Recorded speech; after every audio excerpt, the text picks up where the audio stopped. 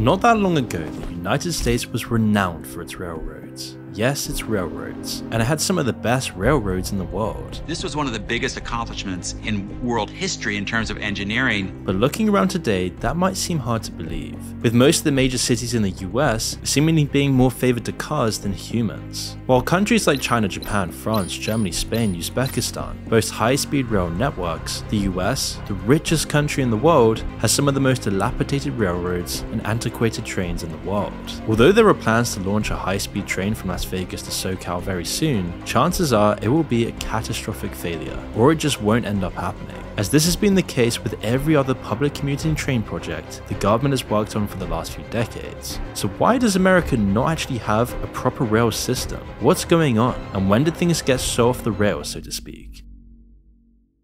Well, you see, the lack of public trains in America is a weird paradox. The US has the highest amount of rail lines by far globally. In fact, the entire country was built by trains. Men of the 1800s industrialized the US through building rail lines across the country to connect the states together. Tycoons like Andrew Carnegie and JP Morgan developed a railroad system that played a crucial role in facilitating the US's global dominance, enabling the movement of goods and people from the west coast to the east coast. It was so powerful in America that the railroad system created several temporary settlements known as Hell on Wheels that emerged along the route. Entire towns and cities built to facilitate the railroad system in America, Las Vegas being one of them. So much so that trains and railways came to represent the increasing industrial strength of America and helping America achieve its manifest destiny. Without rail lines, the US would not be the powerhouse it is today. But if you fast forward to now, it seems like America is stuck with just giant highways, car-focused cities, and an anti-human design with its public infrastructure. So the question is, where did it all go so wrong? How does America have the most rail lines in the world, and yet no real rail system for people to use? I mean, it's getting so bad that in places like Los Angeles, people like Elon Musk are literally designing systems with the Boring Company to have Hyperloop systems underneath the city to shuttle cars around.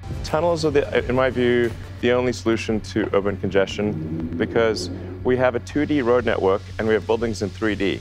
And everyone wants to pile out of those buildings and into those buildings at the same time. Obviously, you're going to have a traffic jam. But wouldn't a much better, easier, and more developed idea to be just having a public train system like the rest of the world? Well, there's a good reason America doesn't have this, as it doesn't make any sense with all the rail lines and money in the world that the country is without any functioning public rail line system. And whilst you could blame the demise of US rail on the rise of automobiles and aeroplanes, it would be disingenuous. After all, countries all over the world, Spain, France, Japan, have some of the highest rates of car ownership per capita, and yet their rail line systems are insanely productive and incredibly popular. To understand why this isn't the case in America, we need to look at the year 1971, when the majority of long-distance passenger traffic was transferred to Amtrak, as this would turn the US railway system into a third world one, rather than a world-class one. President Richard Nixon signed the Rail Passenger Service Act in 1970, eliminating the obligation for private rail companies to offer passenger service. As a result, the next year Amtrak was established by the US government. According to its website, this is a corporation that strives to, quote, deliver a high-quality, safe, on-time rail passenger service that exceeds customer expectations. The key word here is striving, because Amtrak in its 50+ years of existence has never managed to do any of these things. Since its inception, it has always lost money. We're talking about an operation that can lose as much as $2 billion in a year. That's considerably more than the GDP of a number of small countries. Today, as Vox reported, the vast majority of passenger rail in the US is, for lack of a better word, dire. Not only do the trains lack the cutting-edge technology seen in China and other powerful countries, they're so slow, very slow. In fact, in some parts of the country, travel times are worse than they were 100 years ago. For example, if you want to travel from Washington DC to Pittsburgh, which is approximately 250 miles away, you can opt out for a 4-hour car journey, or if you choose to go by public transport, a nearly 8-hour Amtrak train ride. Furthermore, there is only one train per day that covers this route, departing from DC in the late afternoon and arriving in Pittsburgh just before midnight. On the other hand, Megabus offers a slightly quicker journey with 2 trips per day, charging $10 to $15, while Amtrak's fares are roughly 5 times the price. Prices everywhere are becoming out of control. Just recently, I was at a Whole Foods getting a salad and was shocked when I saw the price came out to be $30. It was so ridiculous it made me never want to buy a salad again. If you had lunch like this as a daily thing, you'd end up spending $930 on literally just salad, meaning I would have to sacrifice fun things in life like going on trips with friends or just buying essentials. Seeing these prices is really depressing and just adds so much more unnecessary stress throughout the day, as now the rest of my spending money is just going to be so much tighter. I know in today's economic climate that many in my audience find themselves with not much left over after paying the monthly bills, so they're relying more and more on credit cards, but those high credit card interest rates can really trap them in a cycle of debt, with balances that persist month after month. Paying only the minimum each month means it could take years to become debt-free. If you're a homeowner, there's a solution. So let me tell you about my sponsor, American Financing. They're a family-owned mortgage company that's been around for 25 years. They can tap into your home's equity and help you estimate high-interest credit card debt. On average, their customers save $854 per month. That's equivalent to receiving a $10,000 annual raise. The process is straightforward and quick. You could close your loan in as little as 10 days, and by acting today, you may not have to pay for your next mortgage payment. This opportunity to regain control of your finances is too significant to ignore. So call 866-885-1083 or visit americanfinancing.net/moon to see how much you can save. After attempting to reserve a ticket for the following day from New York City to Washington, D.C., a CNBC journalist discovered that a business class ticket would cost $674 for a round trip, while first class was even more expensive. Interestingly, a first class ticket on a Delta flight was priced at $548. For a trip scheduled further in advance, Amtrak offered a ticket for $457, whereas first class on Delta was available for $343. And that's not to mention that Amtrak trains are also terribly late, perpetually.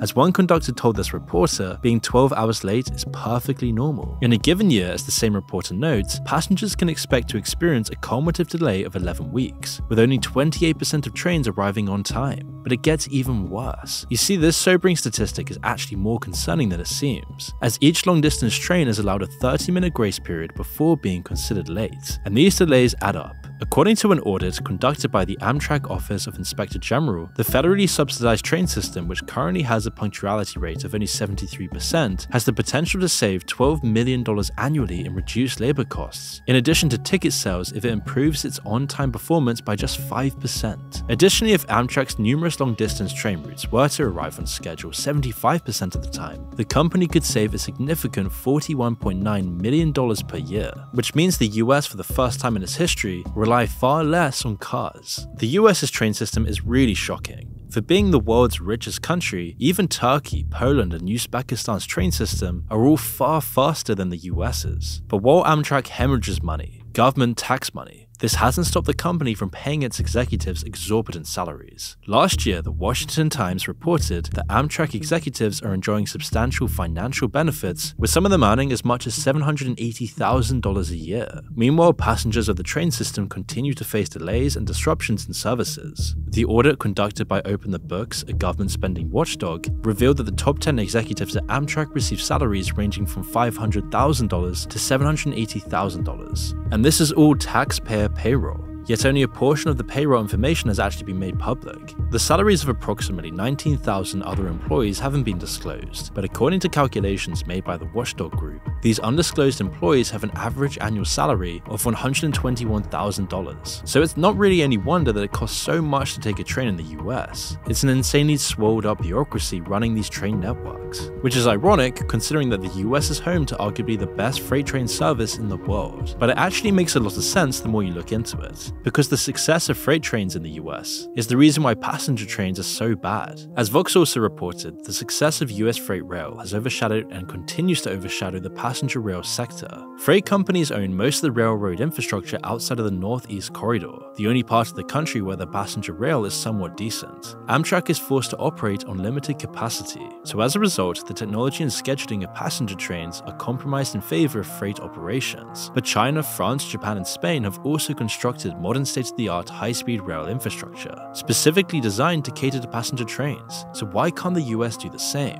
Well, bad planning and bureaucratic BS has landed the country in a really bad position. Amtrak has actually stated that it requires over $100 billion solely for implementing true high-speed rail in the Northeast Corridor. That's just the Northeast Corridor. And that high-speed train I mentioned from earlier, the one from Las Vegas, has received a $3 billion grant. Now, high-speed rail in Spain costs nowhere near this much. The Cato Institute meanwhile estimates a potential price tag of around $1 trillion for a complete overhaul of the passenger rail system in the US. In other words, it's never gonna happen. The US can build all the new high-speed trains at once, but as long as freight operators call the shots, those trains won't be going anywhere fast. Amtrak's ability to manage scheduling delays and on-track maintenance is limited due to the fact that over 70% of the tracks it operates are either owned or shared with private freight companies. And this entire system has been set up ever since 1971. And to compound matters even further, Amtrak has a horrendous history of negligence, with lots of Americans losing their lives because of it. On March 9, 2015 in Halifax, North Carolina, an incident occurred when an Amtrak train traveling from North Carolina to New Jersey derailed after colliding with an oversized tractor trailer that was stuck on the tracks. The collision resulted in at least 55 individuals sustaining injuries, some of them incredibly serious ones. And then just 2 months later in Philadelphia, an eastbound Amtrak passenger train derailed while going around a curve at 100 miles per hour, despite the speed limit for that section of the track being 50 miles per hour. The accident resulted in 8 deaths and left over 200 others seriously injured. The cause of the derailment was determined to be a combination of high speed and human error. Then the year later in Pennsylvania, 2 more maintenance workers tragically lost their lives after being struck by an Amtrak train traveling at a speed exceeding 100 miles per hour. The incident also resulted in the derailment of the lead engine of the train. Shortly before this tragedy, in Kansas, another Amtrak train en route from Los Angeles to Chicago derailed in the southwest region of the state. This derailment caused 5 cars to come off of the tracks and left at least 32 individuals injured. And even just recently in 2022, another incident occurred near Missouri when an Amtrak train traveling from Los Angeles to Chicago also derailed, causing the loss of 4 lives and leaving approximately 150 people injured. There are way too many stories for this video involving Amtrak human suffering and loss of life. But you start to realize there's far more to this picture than just Amtrak itself being mismanaged. In fact, the entire Amtrak mess has to be viewed through a broader lens. The US railway system is a symptom of a much more widespread malaise. Even the White House agrees. You see, US infrastructure is widely criticized, and there's a very good reason for this. As the White House report outlines, public investment in US infrastructure as a percentage of GDP has decreased by over 40% over the course of the last 6 decades. The US is currently ranked 13th by the World Economic Forum in terms of overall infrastructure quality. Yes, 13th, even though it's by far the richest country in the world. The nation's deteriorating and fragile infrastructure is evident in many ways. For instance, the report outlined that more than 45,000 bridges and 1/5 of roads in the US are in poor condition. The recent bridge collapse in Baltimore that killed 6 people is a prime example of poor US infrastructure. Now, for the uninitiated, before collapsing, the Francis Scott Key Bridge was hit by a large container ship, and as the media reported, it seemed to lack any extra protective measures to safeguard it against potential collisions with ships, which have become increasingly hazardous due to the evolving size and structure of cargo vessels. In just the past 10 years, the average capacity of container ships has risen by approximately 50%. Yet, the US is stuck in the past, and the refusal to keep up with reality is costing lives, and the Baltimore tragedy is just the tip of the iceberg.